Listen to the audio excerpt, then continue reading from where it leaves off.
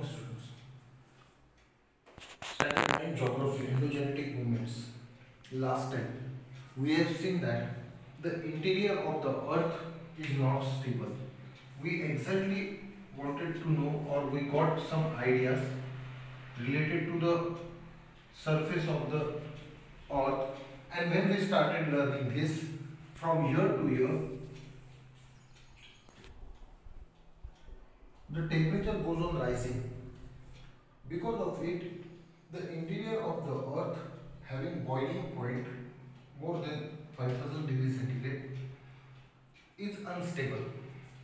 Because of lithosphere, the area on the above part, as we call it surface area, is to a great extent safe. But time and again, we saw that as an example of a pressure cooker. As for a long duration, pressure cooker is put onto the stove gas and remains there for a long duration. The inner energy that is trapped in the form of vapors try to escape, and while doing so, a whistle blows. That means pressure implied from within interior makes the whistle push up and whistle blows. Same phenomena or same action takes place here. The interior of the earth, which is unstable because of the high rise, we see silica, aluminium, magnesium, nickel, ferrous inside the earth, and it's to certain extent liquid form. So naturally they try their best to come out. They move upwards because of the vapors. And as they start going upward, in the lithosphere, there are gas chambers. These are the areas which try or which give access to the vapors to move up. And as they start coming up to the upper layer, we call this layer, then they try to push up. Wherever the rocks are soft, wherever the rocks are broken, wherever the area is somewhat easier for the vapors to come up, they try their best moving upward and then give a dash, a push, a gentle push or sometimes a hard push, and that results into, as we call it, earthquake, sometimes into volcanic eruption. But while doing so, in volcanic eruption, the material inside the earth starts coming up. In volcanic eruption, the material inside the earth starts coming up. Whereas in earthquake, poisonous gases to a great extent and ash, as we know it, the burnt ash comes up.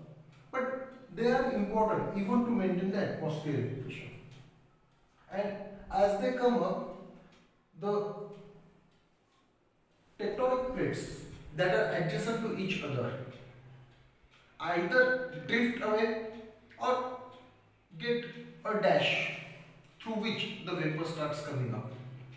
Because of this, the upper surface of the earth trembles. The example can be just, or the experience we can feel it, is just as a railway moving from the platform. The railway comes on the platform and moves. At that time, the platform vibrates. This vibration can to a great extent also be experienced on the bridges where trucks, loaded trucks, move fast. At that time, the steel material, because of the steel material, the area on or the surface on which we are standing starts vibrating. That is the beginning of earthquake. Now, this earthquake is always measured in various modes, and counting or the scale of this earthquake is in Richter scale. The machine that is used to measure, to count the Richter scale is seismograph. Now up to here it is okay that all this happens in this way, and we have seen it in depth, in details in the last lecture. But from here onwards we try to understand that the waves that try to come up, are of three types: primary, secondary and surface waves. Now, what exactly primary waves are? So, the waves that start somewhere from the middle and goes up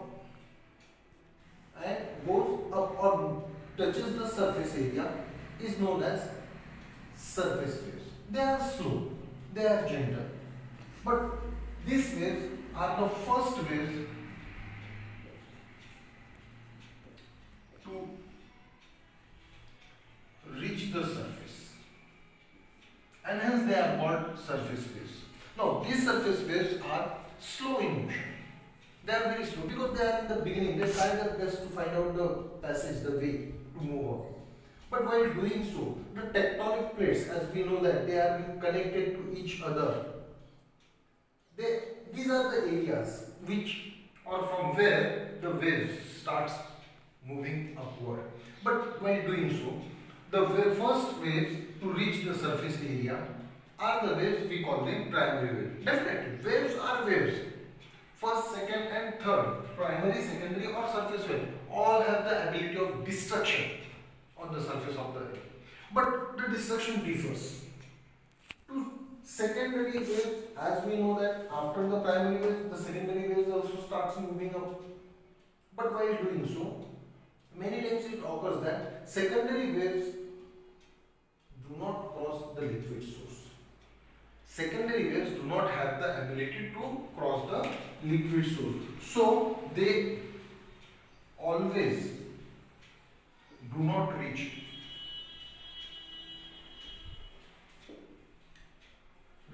surface. Now, because they do not reach surface, yet they can create destruction. Means secondary wave, because it cannot process the liquid source, means when we study this, there is solid, then again liquid, again solid and liquid. So when in this way, if the wave starts moving here, it will go here and just get absorbed.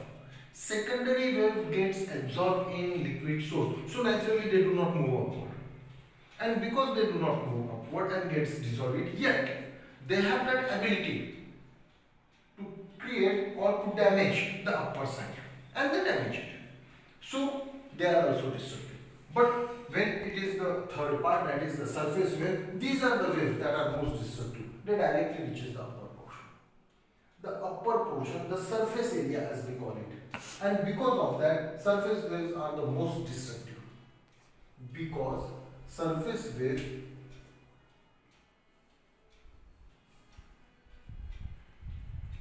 these are most destructive just because they reach the surface area. Actually, all the three are destructive. First, secondary and tertiary, or as we call it primary, secondary and surface wave. All are destructive. But we have to understand that these are most destructive because they directly reach the surface. But the route is being created by primary and secondary. Primary waves, those very soft, very slow, yet they take time to reach to the surface, but they reach. Secondary, they try their best, but as soon as they come in contact with the liquid surface or liquid area, the liquid area absorbs those waves. But one point, primary and surface have the ability to move in all directions.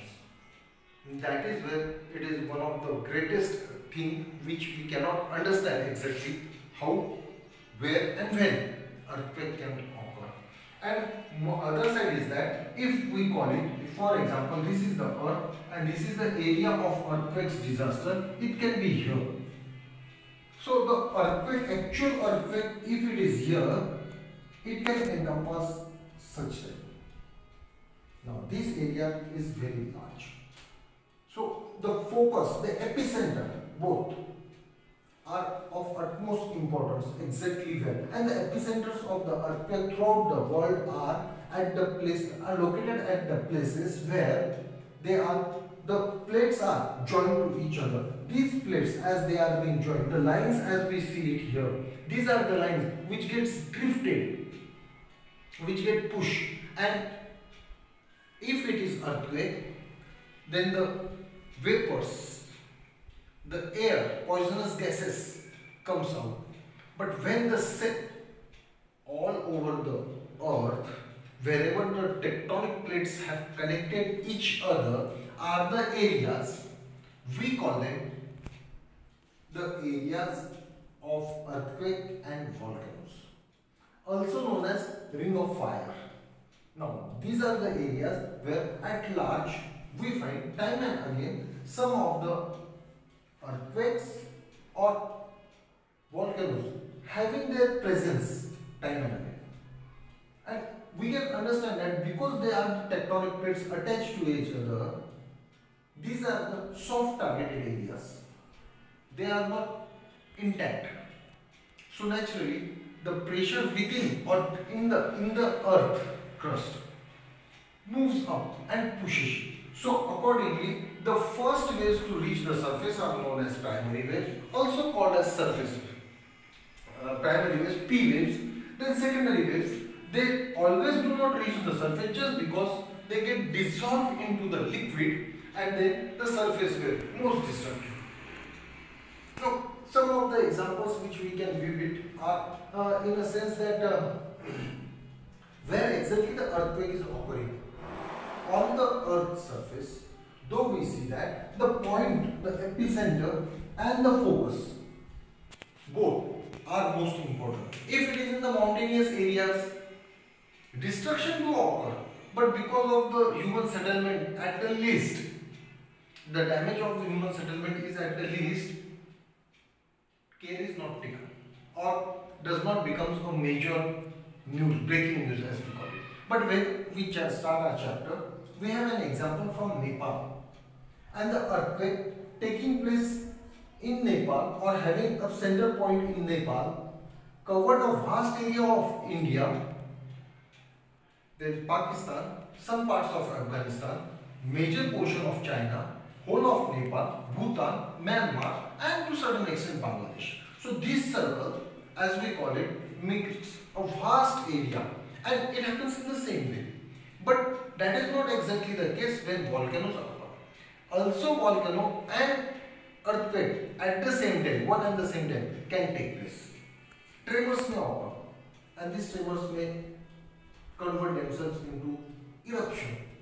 We call it volcanic eruption. Volcanic eruption is whatever that is in a liquid source inside the earth surface, and for that we can understand how it all works. Now we will move towards volcanoes. There are two types of volcanoes. One is central type, or also known as conical volcano. Conical itself represents the word cone. It is like this. Now, why it is so? It is because it is like this, the surface of the earth, and it goes on coming like. The volcanoes, as it erupts, slowly starts making cone-like structure, are also known as mountain building volcanoes. Central volcanoes are also known as mountain building.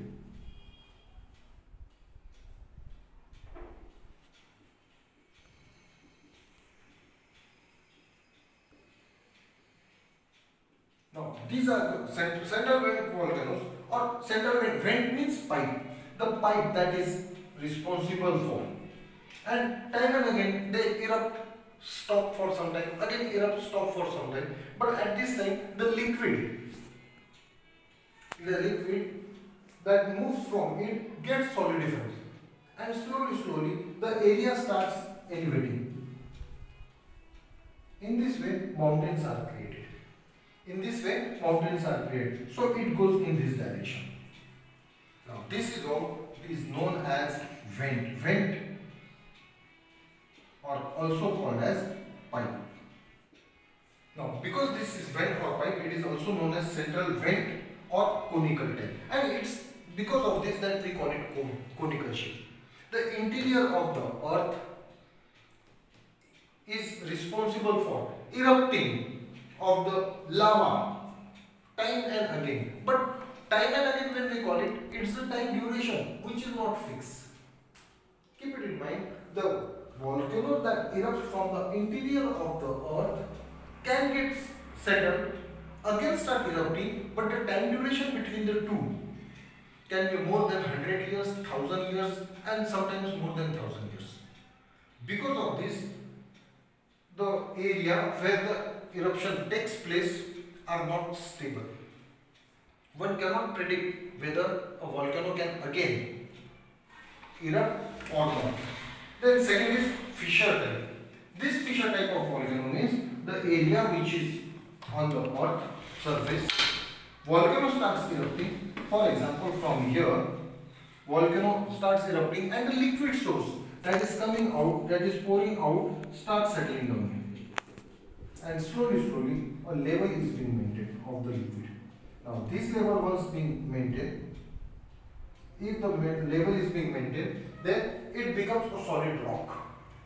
This converts into solid rock. The area that is being filled up with the lava, this is lava. And again, this is also lava.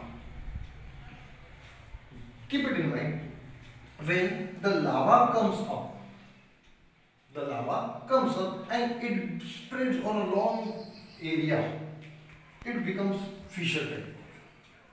These fissure types of volcanoes, as these are the mountain building volcanoes, these are continent building volcanoes.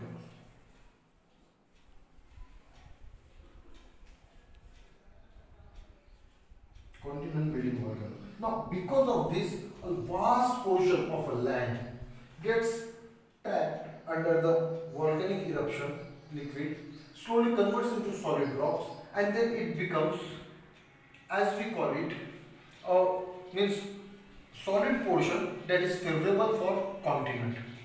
Keep it in mind, what is continent? Continent is that part of land which comes above the sea water table level and never gets submerged in it. That comes above the sea water table level and never gets submerged under it. So because of this, the area which comes on the upper layer gets a protection layer. This layer works just like a protected layer or protection layer for a long time. And the best example for this is where we are right now, the Deccan Plateau.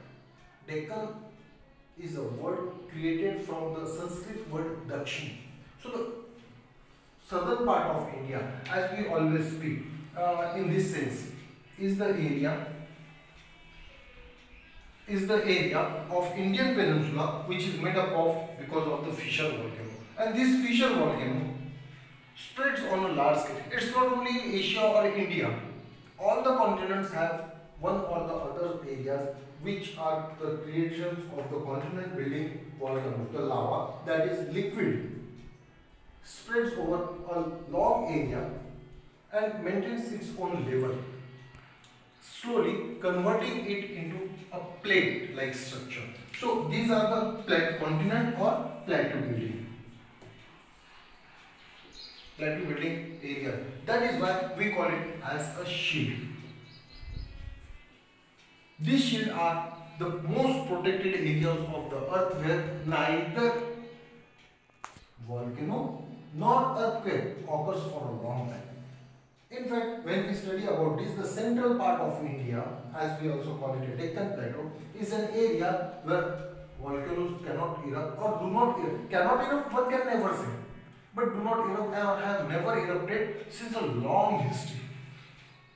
And according to it, it is the continent building volcano that makes a favorable place for the people or the humans to settle down all over the earth.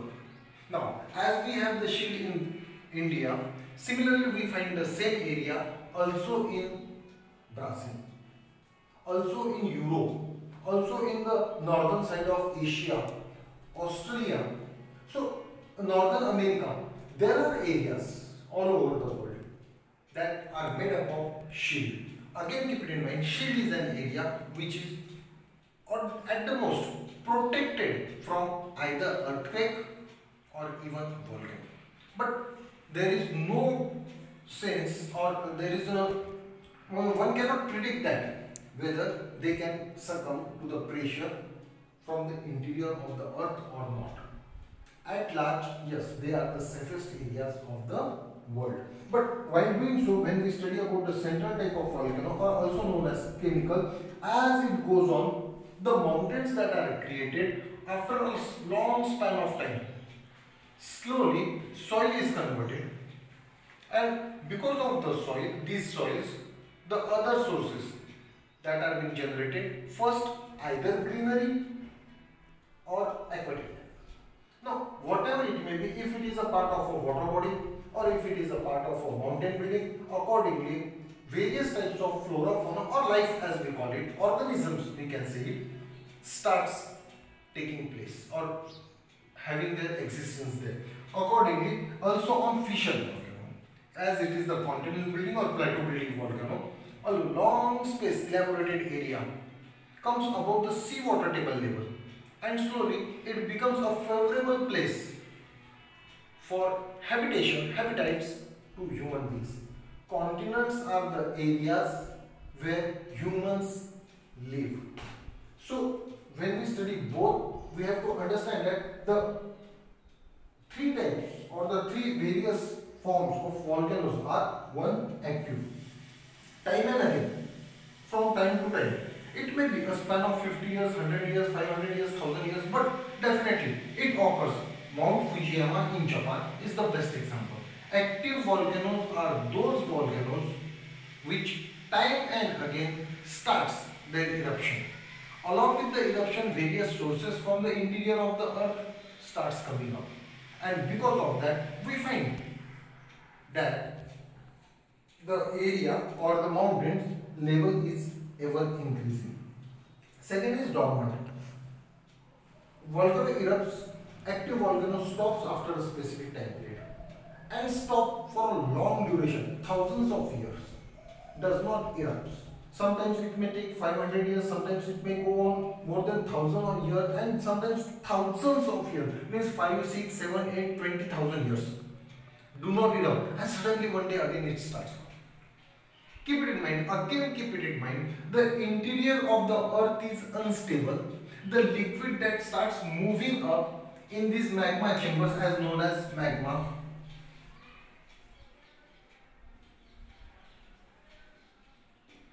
chambers, they starts moving upward, and because of either the primary, secondary or tertiary waves, surface areas, or even the eruption according to the central, conical or fissure, whatever it may be central, also termed as conical like this, or it may be fissure, that means a liquid spreads on a long area. It may be this, that is continent building or plateau building. Now, whatever it may be, it takes place, and definitely it takes place for a long duration, but is not active for a long time. Suddenly it starts emerging. Best example, Vesuvius in Italy. And the latest is in India, Barren Islands. Barren Islands, it is said that Barren Islands volcano was not active for thousands of years. In Andaman Nicobar Island, there is an island named as Barren, and which suddenly started pouring out the lava. This is again becoming active after a long duration, is known as dormant.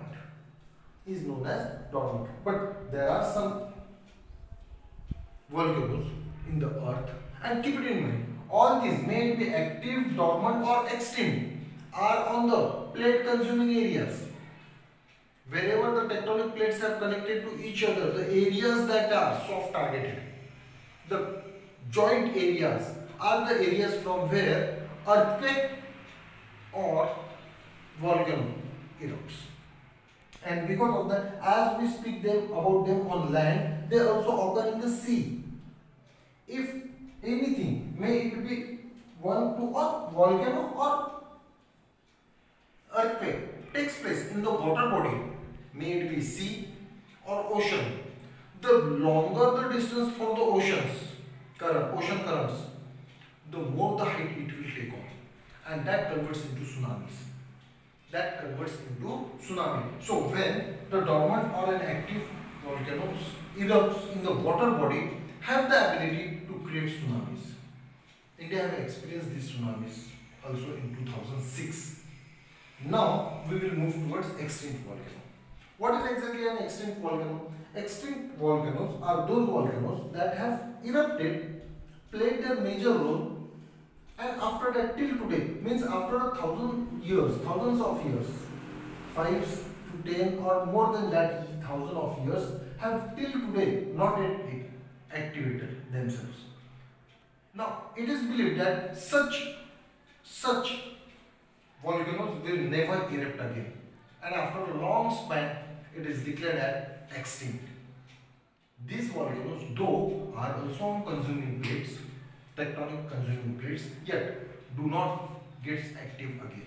So naturally they are termed as extinct volcano. Now going through all these things, one can say that active volcano Fujiyama Japan, which is playing an active role every time and again it starts erupting, again stops, again starts. Now the time duration between eruption, settling down and again getting erupted is the time where rocks are being created, because the lava that gets erupted on the surface of the earth slowly solidifies. This solidification is also a process of rock building. Also dormant for a long duration, the area is peaceful, does not get disturbed to the destructions of the volcano, and suddenly volcano erupts.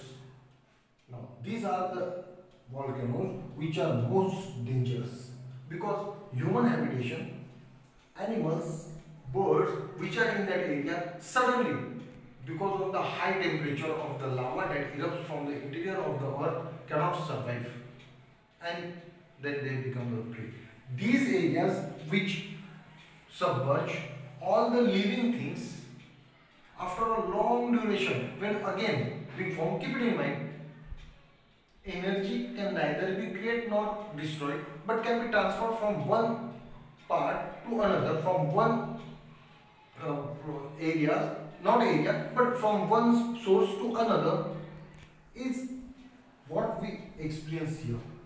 All the living creatures, may it be flora, fauna, even human habitations, that get submerged under the ground, either because of lava or sometimes because of earthquake. They get dumped for a long duration and slowly gets converted into another source of energy. We call them fossil fuels. We call them fossil fuel. If it is on the land, then it will be in the form of coal. And if it is on the water body, for example, if this is India, and if it is on the shore, then it is oil, petroleum and natural gas. Oil, petroleum and natural gas. So these are the areas throughout the world we can find, either in the form of coal or in oil and natural gas. Now these are the areas which sometimes, long before in history, where the habitation existed, and now they are. That is why we have an area here which is dedicated to a long distance, and the coal that exists there is from the Dandakaran, or the area as it is known as Dandakaran in Ramayana, and prior to that the habitation existed. This is something which we owe our respect to, and the area or the time period, time duration for these fossils in the name of coal is Gondwana. To owe our respect, Gondwana Express moves from Akola towards Nagpur. Now this is the express that tells us, or that reminds us, instead of telling we can say that reminds us that the area because of which we receive the coal on large scale is the area which existed long before when Gondwana existed. We have studied in the beginning that two continents, supercontinents were there, and the Gondwana got dashed and new continents created, where India drifted towards Eurasia and joined China. So this is the history, how it all works. If we go with the maps, we can find that there are certain areas, certain points in the water bodies as well as on the land. That, and as far as India is concerned, the Himalayan area where India joined China is the area which is too or proactive to volcanic. Instead of volcanic, definitely earthquakes. These are the areas where earthquake occurs on large scale. Nepal is just an example, but there are various areas which are most active in terms of earthquake. And in the south, Andaman Nicobar is a barren island, which is an example of dormant type of volcano. So, studying this, we can try to understand the globe over, the world over, how each and every continent slowly developed itself, or in the ways in which the continents got developed. Hope you understood this